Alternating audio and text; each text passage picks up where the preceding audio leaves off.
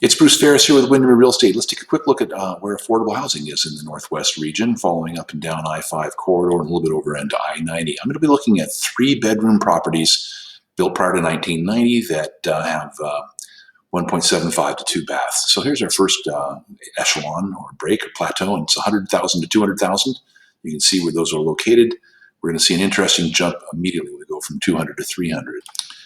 And here's the 200 to 300 range, and we immediately get quite a bit of fill-in down in the Tacoma, Olympia area. We've got nothing going on in the Seattle area, and a smattering up into the north end. Let's go ahead and go 300 to 400 down. We get so many with that number that we actually fill in here, and the map cannot show specifically. So I'll go in a little bit tighter here on this, and I think that will open it up. And here we go. There you go. We're seeing it come down. We see then we start drying out, so to speak, as we go into the central area around 90, and then we start filling back in again here. As we head south, we should see some numbers. I'm going to bring this map out a little bit larger. There we go. And there we go. We start seeing them coming out of the south end of Seattle down into this area down here near Dash Point, Federal Way, and the same thing for Tacoma. I think we'll see, there we go. That fills in. Nothing between Tacoma and Olympia, and then there's Olympia. Let's move on to the next. Okay, this time we'll work our way up from the bottom. Olympia is starting to thin out. Tacoma's thinning out a little bit as well. We start seeing heavy concentrations in the Des Moines, Federal Way, Renton areas, and then a little bit coming in on along 90 there. And then we start filling into North Seattle, heading up into the north end. And then we thin back out again. All right, next jump. 500 to 600,000. We can see really heavy concentrations in the north end of Seattle now.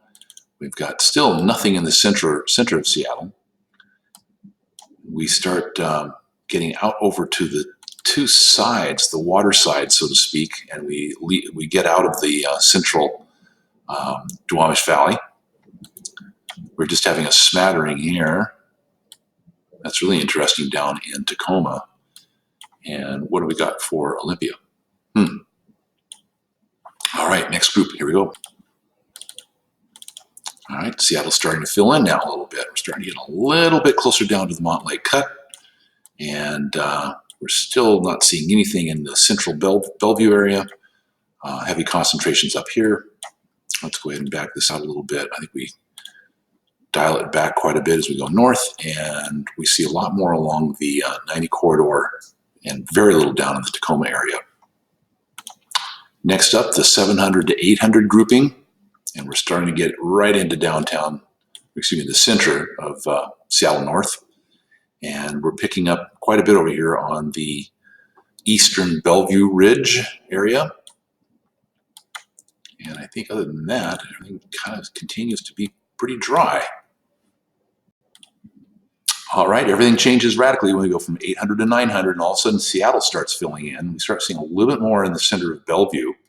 Well, actually, a little bit still east on that, but we start seeing the northwest and northeast quads of Seattle filling in. We're starting to pick up a few properties here on the hilltops of Magnolia.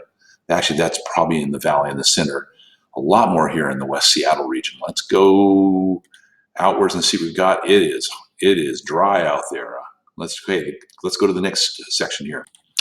And similarly, it's almost exclusively now Seattle and Bellevue. That's for 900 to 1 million. Let's go take a look at 1 million plus. All right, the field starts to thin out a little bit at 1 million to 1.1. Thinning even more from 1.1 to 1.2. And then thinning out even more from 1.2 to 1.3. Now, what I'm going to do now, because remember I was using 3-bedroom homes, I'm going to go ahead and take out the bedroom-bathroom configurations. And I think we're going to see a lot more properties show up because at that price range, we're going to be getting a lot more beds, etc. So let's just go ahead and take a look. And yep, it completely changes the complexion there. So we have a lot more going on. Let's do a broader swath here. Let's go 1 million to 1.3 million and see what that looks like. You're going to see quite a bit. Let's bring that on in. Wait for that to fill out. And in that price range, we start seeing quite a bit more here filling in. And it's almost exclusively the turf of Bellevue over there. Let's see if we can get in tight enough to pick up some graphics. There we go. So we're able to see where the concentrations are on the outer side, the view sides of West Seattle. Similarly, the Madrona Hilltops coming down the waterfront, all around Queen Anne on the tops of the hills there, over Magnolia, Phinney Ridge, the Hawthorne Hills area, View Ridge area, picking up waterfront as we go north. And in Bellevue, let's see what our concentrations are here. We're a lot down here in the West Bellevue area. That's my old turf when I was a kid. And opens up across Bellevue and over into the Sammamish Plateau. Next up then, let's go take a look at 1.3 to 1.5.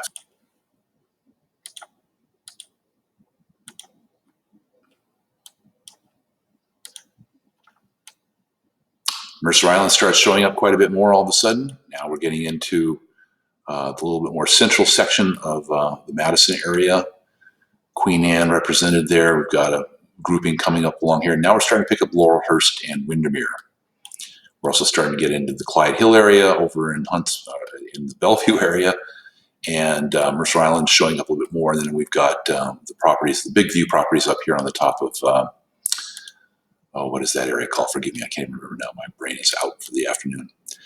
All right, let's take a look here. We'll pull out and see what we've got in the south end. Not very much. Okay, next up, now we're at 1.5 to 2 million. Lots of Queen Anne, lots of Magnolia, lots of the Hunts Points and Clyde Hills, lots of the West Bellevue. Now we're on the south end of Mercer Island.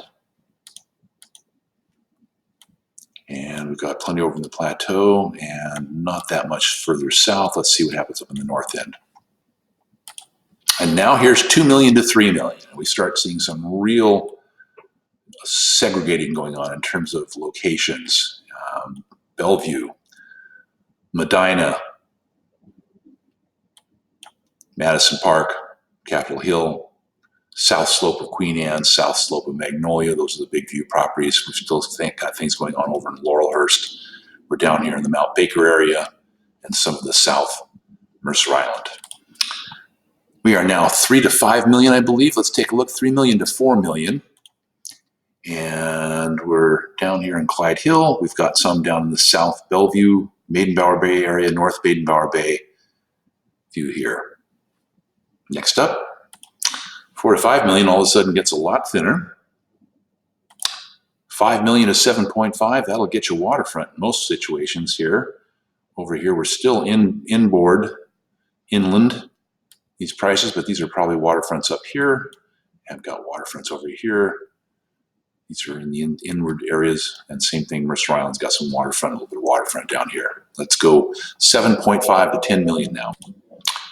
And I've gone ahead and moved the time on market, or the how far we're looking back to. Let's see how many days I put on this one now. We're at 700 days on, looking backwards in time. We've got one over on Capitol Hill. This is waterfront, waterfront, waterfront, waterfront. That's 7.5 to 10 million. Here's 10 million to 15 million. We've got a property over on Queen Anne at 11 million, and we've got waterfront here on Faven Drive at the north end of Mercer Island. Here's our 15 million to 20 million. Here's 19.5 over in Evergreen Point. Here's 18 million on Hunts, almost 16 million on Yarrow, and 15.5 on Yarrow. And finally, overall, I'm just going to pull all of the parameters out of it and look at anything at 17.5 million plus. And here are the highest sales that have taken place that are recorded in MLS history. We have a $37.5 million property out on the on the tip of Hunts Point, another 17.5 million there, 18 million on Hunts Point. We have 3 active properties here on Evergreen Point Road. Bill Gates's territory. As a matter of fact, I think that might be the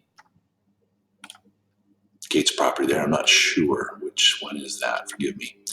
21.5, 28.5, and 19.5. And as we come down here, we had two sales that took place down here. This is in the I can't even say the names, but some pretty high-end people down here. 23.375, and this was at 26.75, and I believe that was this parcel right here. And then coming across Belago, which is an extraordinary property over on the Moorlands on Shoreland Drive, and that was at 21 million. And I'm going to zoom in on that so you get a chance to see what an estate that looked like. That's at 21 million. That closed a couple of years ago, year and a half ago, I think. So let's pull out and see what else I missed. There might have been something else. This one at 30 million, that's not actually that property. They changed the coordinates on that. So it's out on the point, and I believe that is right in this section, right about there. I think that's where that was. All right, so that is an overview. That's 11 minutes and 30 seconds of where affordable and not so affordable housing is located in the Seattle region. Talk to you soon. Take care. Bye-bye.